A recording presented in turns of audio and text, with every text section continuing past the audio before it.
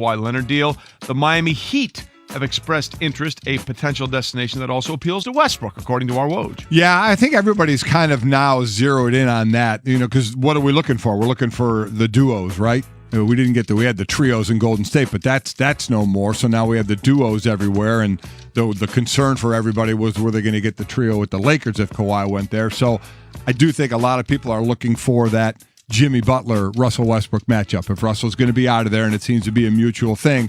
I know Bobby Marks also had mentioned Detroit and or Minnesota as well, but I think a lot of people now are focusing on, get Jimmy Butler and Westbrook together in an East that really isn't dominant right now, especially with the NBA champs losing Kawhi Leonard. Yeah, so that's going to be interesting, right? As they said, Russell Westbrook, and we heard this from Woj, wants to go to a contender now.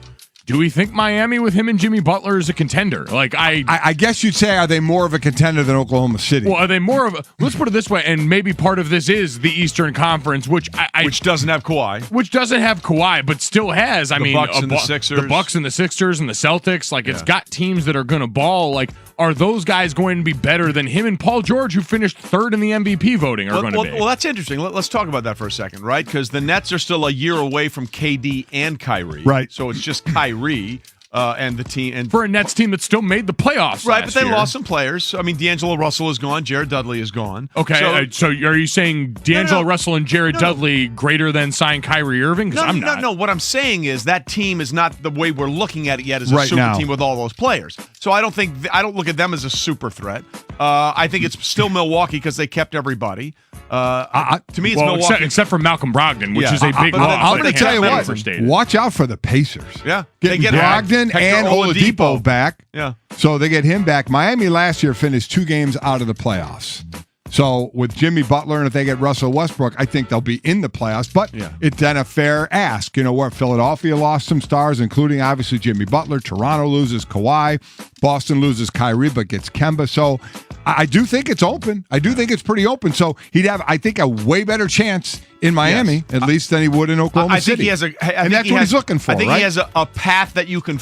when they talk about elections, is there a path to the White House? Yeah. I think you could make the case there's a path in Miami with those two much easier than it would be trying to come out of the West with what the Lakers and the Clippers have done, and we know what the Rockets are, right? And Denver and all that kind of stuff. So, it's kind of hard to figure that one out, but it does seem like you could make a reasonable assumption there's a bigger chance if that thing works out that way. Speaking of the Lakers, a couple of really interesting insurance. All phone guests joined us on the Shell Pennzoil Performance Line. We're still on a home run derby high. My God, that was amazing last night.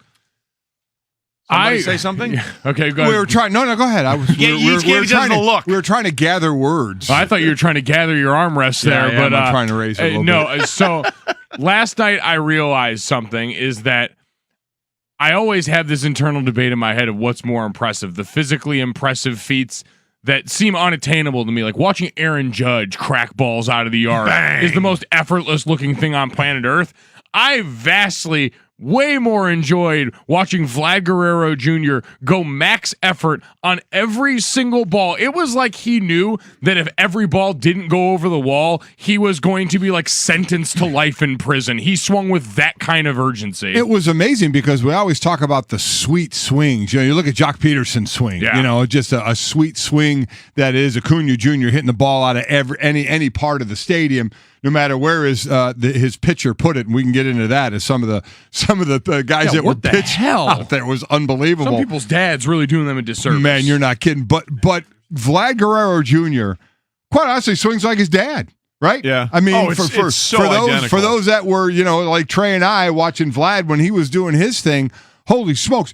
Vlad Guerrero Jr., and I mean, he's got that lower body. I mean, he is a big, thick dude. He's thick. He swings so hard at the ball. I'm like, and he set a first-round record of 29, a second-round record of 29, which extended to 40, as we'll get into because it went into overtime swings, but I kept thinking, there's no way he can last through this thing swinging that hard. You could tell how winded, and you're going to get winded anyway with all those swings, how winded he was getting, and I don't think it's going to affect his second half swing at all because that's his swing. And just like we were saying in the age of baseball today with these home run swings that are going on, holy smokes, was he a show last night? Yeah, I mean, let's be honest. Pete Alonso, the polar bear, the rookie for the Mets, he won the home run derby. Yeah, he did. Vlad Guerrero won the night. Yeah, he did. I mean, there's no doubt. Just some of the numbers.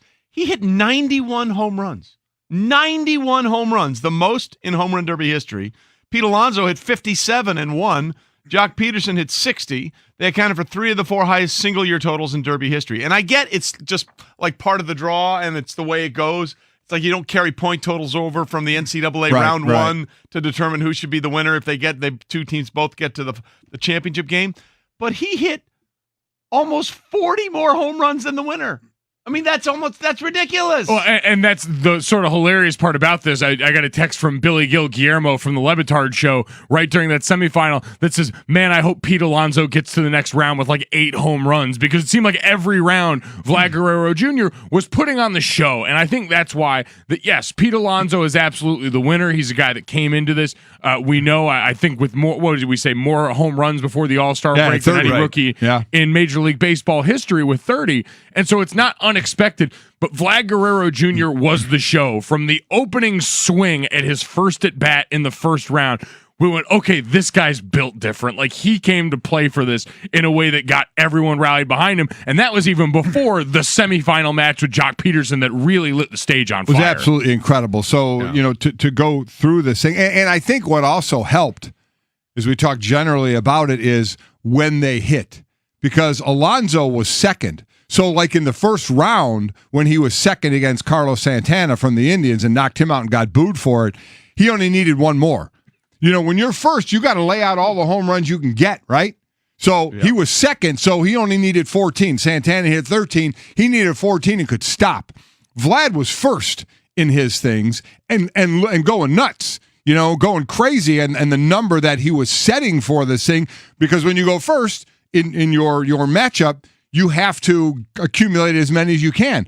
But that's cool by me, because we got the show. We ended up getting the show out of this thing. I guess that's the thing about this is Pete Alonso won. Vlad Guerrero was the winner. Yeah, right. Like, Vlad Guerrero Jr. gave us what we wanted, which was a fun night. Like, if you're Major League Baseball, you've been constantly tinkering with this to maximize the product. You got the show. You got the performance. We got what we needed, which is something fun to talk about. Like, Vlad Guerrero Jr. made last night a freaking blast. And let's be honest, for those that do talk radio when there's nothing else going on, we really needed that today. Here's Pete Alonso basically admitting what we're all thinking.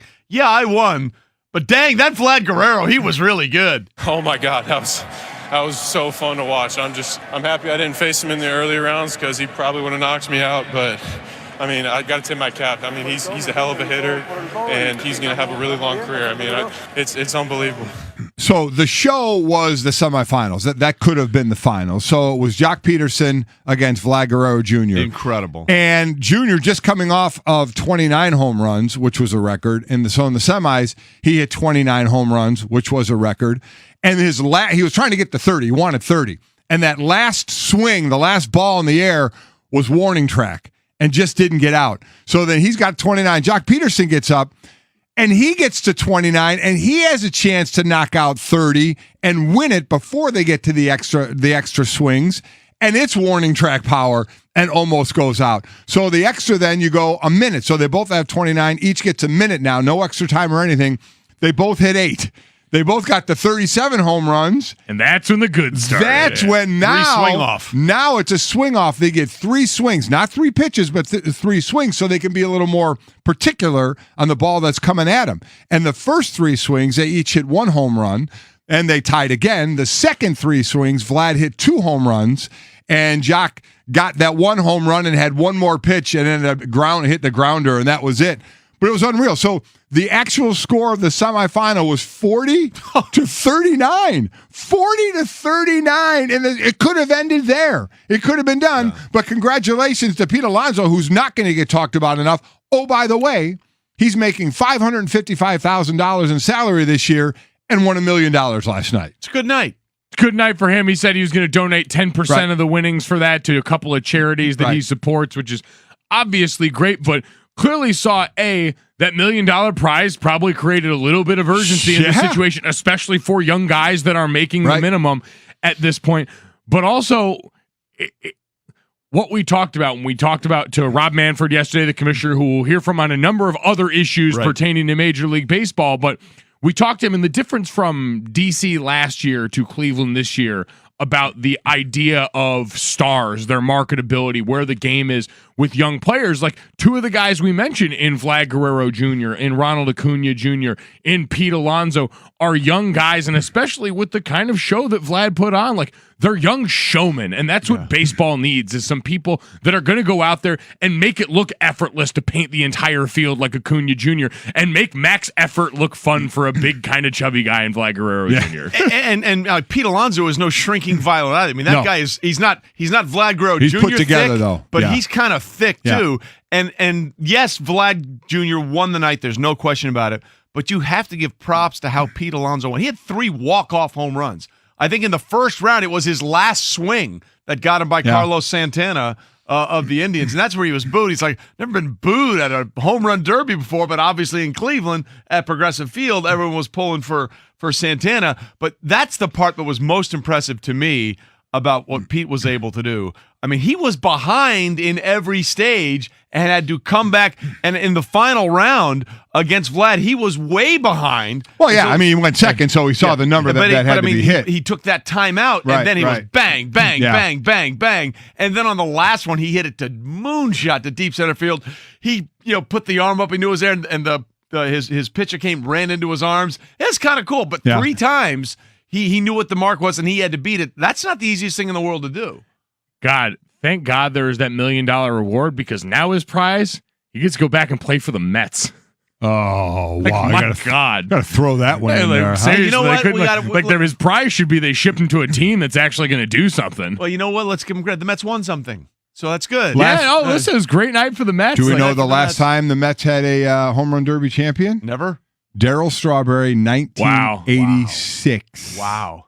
1986. Oh man, this is gonna give the Mets fans nice false hope for the future. No, 86 Mets. You mentioned 86 Mets. Fans go, oh, it's all warm and fuzzy. The team won 108 games that year. Had the great comeback in the World Series to beat the Red Sox. By the way, Darryl Strawberry was a co-champion in 1986. With? It doesn't say. So okay. You can't lead us down the primrose path. I'm with you. You can't write an article, and I'm reading it. Boo, it said whoever wrote that article. First Met to win the event since Darryl Strawberry was a co-champion in 86. Please give us the Wally Joyner. It's Wally Joyner. Wally Joyner. Okay. Here's the thing, of the California Angels, not the Anaheim Angels.